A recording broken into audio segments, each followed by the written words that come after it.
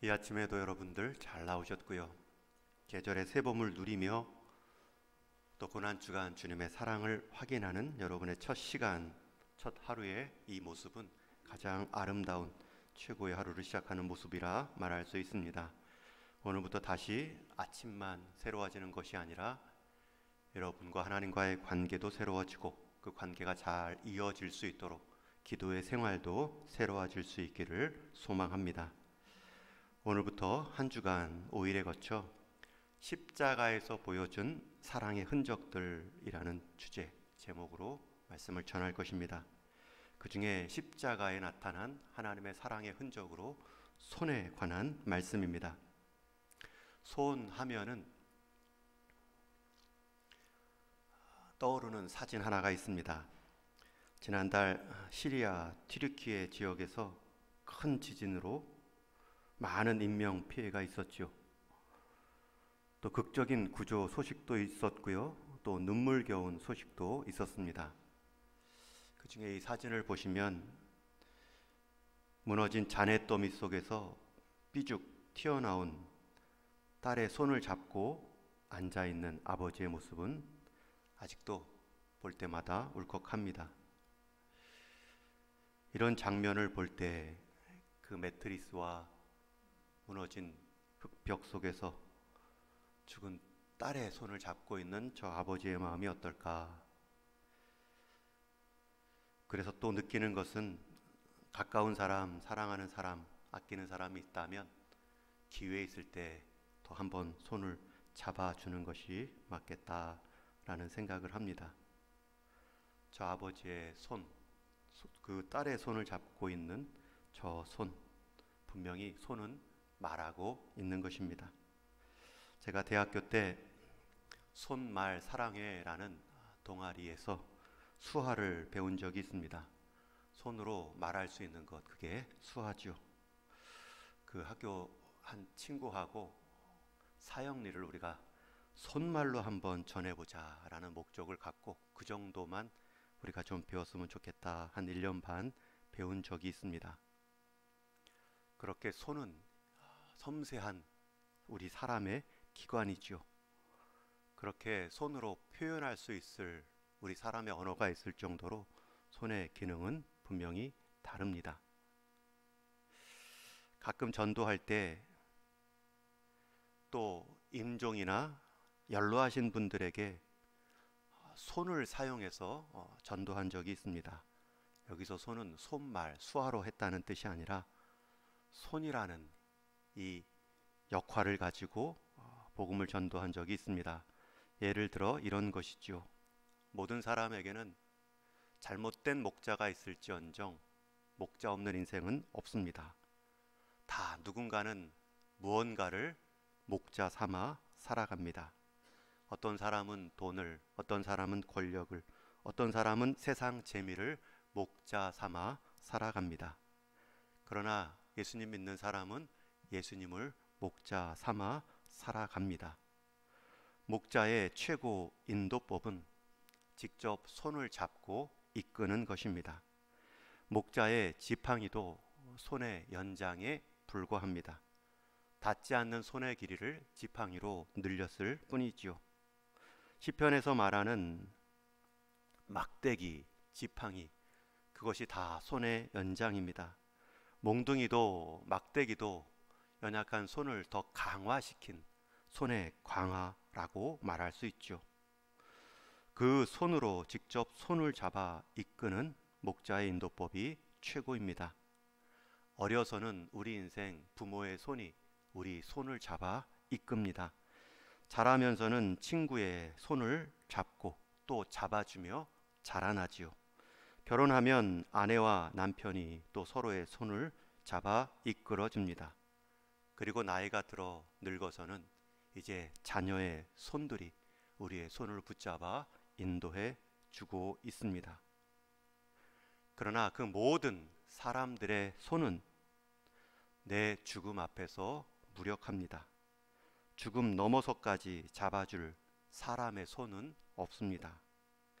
그러나 우리 예수님의 손은 그 죽음을 통과하고 부활을 경험한 손이기 때문에 우리의 죽음 넘어서까지 우리의 손을 잡고 죽음의 자리를 지나 부활의 자리까지 이룰 수 있는 목자입니다.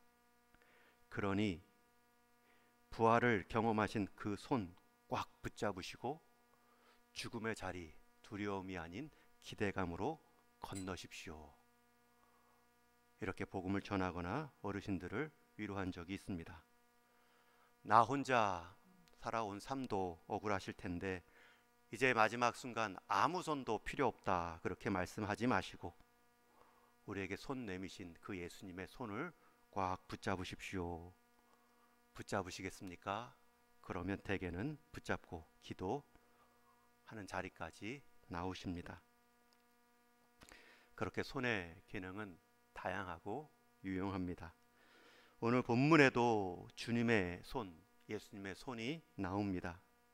그런데 그 손은 한량없이 무기력합니다. 29절 말씀에 보면 그 오른손에 들리고, 이 표현은 지금 로마 군인이 예수님의 손을 희롱하는 장면입니다. 내가 유대인의 왕이라고 그러면 이 왕관, 가시관을 만들어 예수님의 머리에 씌웁니다. 그리고 지휘관, 이 갈대를 내 오른손에 들리겠다. 그리고 예수님의 무릎을 꿇게 하고 희롱합니다. 여러분, 예수님의 손이 지금 희롱 당하고 있습니다. 그 정도가 아니지요. 31절에 보면 십자가에 못 박으려 끌고 나가니라. 그리고 35절에 보면 결국은 그들이 예수를 십자가에 못 박은 후, 여러분, 십자가에 못 박혔을 때 못 박힌 자리가 바로 손입니다. 예수님의 손이지요. 로마 군인들이 예수님을 땅바닥에 쓰러뜨린 후 예수님의 양팔을 벌려 나무 형틀에 한쪽 팔씩 마치 대못으로 손에 압정을 박듯이 무릎으로 팔뚝을 누리고 내려 쳤습니다.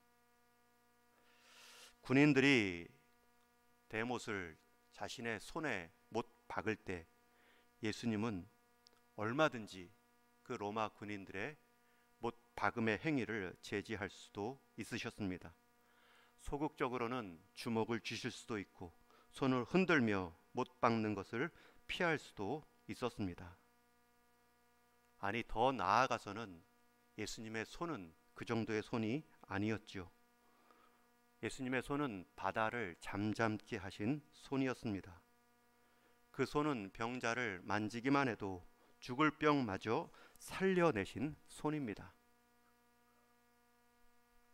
죽은 나사로도 살린 손이고, 그 예수님은 수많은 기적을 일으킨 권능의 손입니다. 그러나 예수님은 그 손을 소극적으로 움켜쥐거나 적극적으로 손의 능력을 사용하여 로마 군인들을 제지하지 않으셨습니다.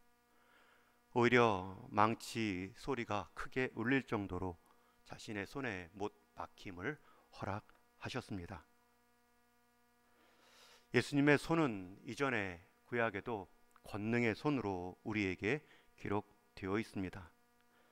하나님의 손, 아담을 빚은 손, 모세에게 율법으로 진리를 새겨주신 그 손, 심지어 시편 말씀에는 이런 표현이 나오지요. 주께서 주의 손으로 뭇 백성을 내쫓으시고, 가나안의 뭇 백성, 이스라엘을 괴롭혔던 주변 나라 열강들의 뭇 백성들을 다 내쫓으실 때 주의 손으로 뭇 백성을 내쫓으시고, 그 예수님의 손은 뭇 백성을 한 번에 내쫓을 수 있는 손이고요. 오직 주의 오른손과 팔과 얼굴의 빛으로 하셨으니 주께서 그들을 기뻐하신 까닭이니라. 이사야 선지자는 주변 우상들의 무용성, 무력함을 드러내시려고 하나님의 참된 도우심의 능력을 역시 이 손으로 이렇게 표현하죠. 이사야서 41장 10절 말씀을 우리 한번 같이 읽겠습니다. 시작. 두려워하지 말라. 내가 너와 함께함이라. 놀라지 말라. 나는 내 하나님이 됨이니라. 내가 너를 굳세게 하리라. 참으로 너를 도와주리라. 참으로 나의 의로운 오른손으로 너를 붙들리라. 하나님의 능력을 상징할 때 나의 의로운 오른손이라는 표현을 쓰고 있죠. 여러분, 그 의로운 능력의 오른손으로 로마 군인의 못 하나 피하지 못할 예수님의 손이 아닙니다. 로마 군인에게는 그저 죄수로 붙잡혀 온 유대 청년의 보잘것없는 손으로밖에 여겨지지 않았겠지만 예수님의 손은 창조주의 손, 기적의 손이었고 권능의 손이셨습니다. 그런데 그 손을 움켜잡거나 그 손의 능력을 사용하며 십자가를 거부하지 않으셨습니다. 왜 그러셨을까? 우리는 가장 쉬운 대답으로 우리를 사랑하시니까, 우리를 위해 죽으셨으니까 이라고 말합니다. 그러나 더 조금만 상상력을 덧붙여 우리가 대답을 한다면 그 예수님의 손에 또 다른 손이 놓여졌기 때문입니다.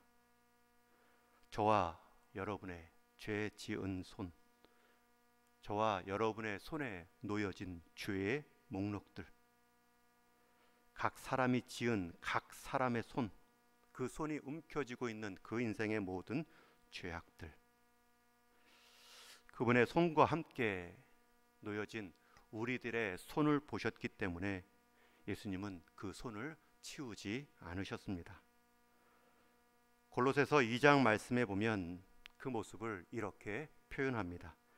우리 2장 14절도 같이 한번 읽겠습니다. 시작. 우리를 거스르고 불리하게 하는 법조문으로 쓴 증서를 지우시고 제하여 버리사 십자가에 못 박으시고. 이 구절을 현대인의 성경으로 다시 읽으면 이렇습니다. 하나님은 우리의 모든 죄를 용서해 주시고 우리에게 불리한 율법의 채무 증서를 십자가에 못 박아 없애 버리셨습니다. 여러분, 예수님이 못 박을 때 주먹을 움켜쥐거나 그 십자가의 못을 피하지 않은 이유가 여기 있습니다. 자신의 손에 놓여진 또 다른 죄인의 손, 저와 여러분의 손을 보셨기 때문입니다.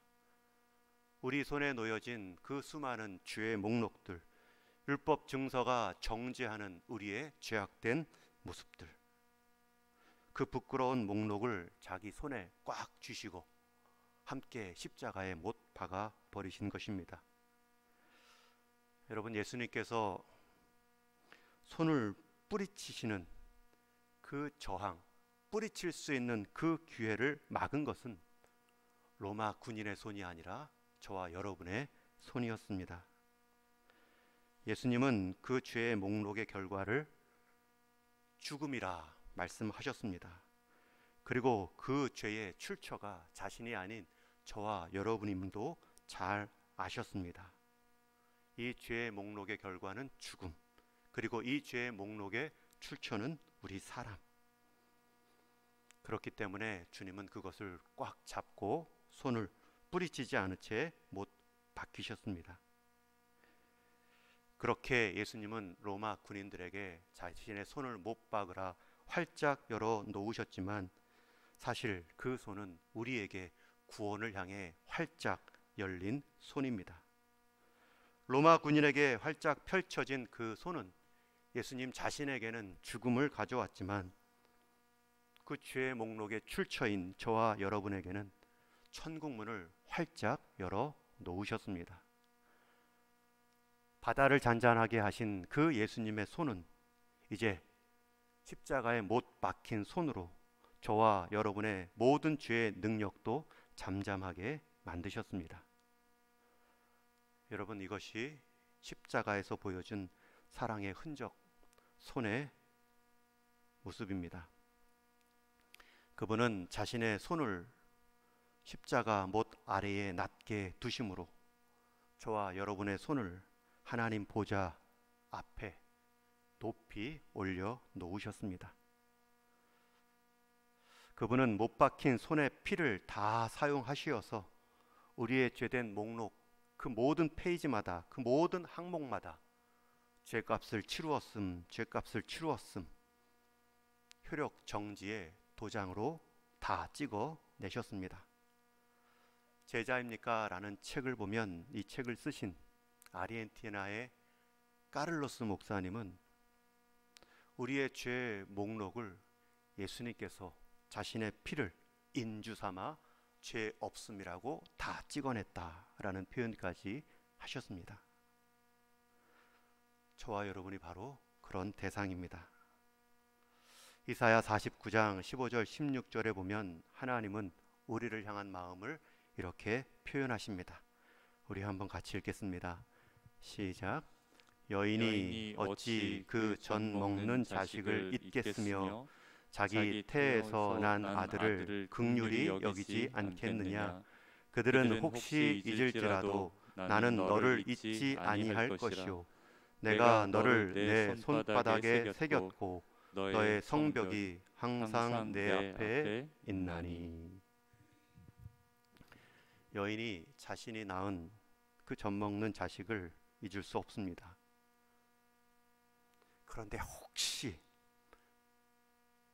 1억 만에 한 명이라도 자기 태에서 난 아들을 잊는 사람이 있다 할지라도 나는 너를 잊지 아니할 것이다.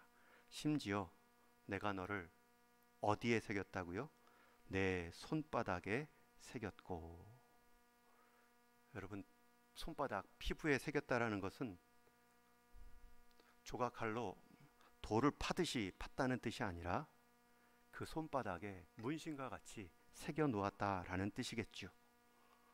오늘날에도 문신의 종류가 다양하고 그 문이 종류가 다양한 것만큼 문신의 목적도 다양할 것입니다. 폭력배 조직에서는 겁주기용으로 문신하겠지요. 젊은이나 여성분들은 미용이나 멋을 내기 위해 자기 피부에 뭔가를 새겨넣겠지요. 그러나 그 문신이 사랑의 용도도 있습니다. 내가 너를 내 손바닥에 새겼고. 여러분, 우리의 손은 가장 잘 보이고 가장 자주 쓰는 자리입니다. 손에 우리를 새겨 놓으셨다는 것은 우리를 그만큼 자주 보고 싶다는 뜻이겠죠. 이제 말씀을 맺습니다. 서두에 보여드린 지진의 잔재 속에 삐져나온 죽은 딸의 손을 잡고 있는 아버지의 마음. 우리 주님은 우리의 죽은 손을 잡아주신 정도가 아니라 자신의 손과 바꾸어 살려내셨습니다. 그 주님의 손이 저와 여러분을 향해 오늘 하루에서도 남은 인생에서도 활짝 열려있고 목자의 손으로 쥐어져 있습니다. 우리도 그 활짝 내미신 손을 다시 한번 단단히 붙잡고 살게 하옵소서 기도하는 것. 그 손을 내미신 주님의 마음에 가장 합한 반응이 될 것입니다. 우리 손에 놓여진 그 수많은 죄의 목록, 우리가 해결할 수 없으니 주님 받아주십시오. 주님이 기꺼이 우리 손의 목록을 받아주실 것입니다. 그리고 마지막 우리도 그렇게 기도해야 되죠. 우리 역시 우리 인생 가운데 연약한 손 하나 붙잡아주는 작은 손의 쓰임으로 쓰임받게 하여 주옵소서. 그러한 마음으로 이 고난주간 주님의 손의 능력을 묵상하고 주님의 손에 의지하는 저와 여러분 되기를 주님의 이름으로 축원합니다. 우리 같이 한번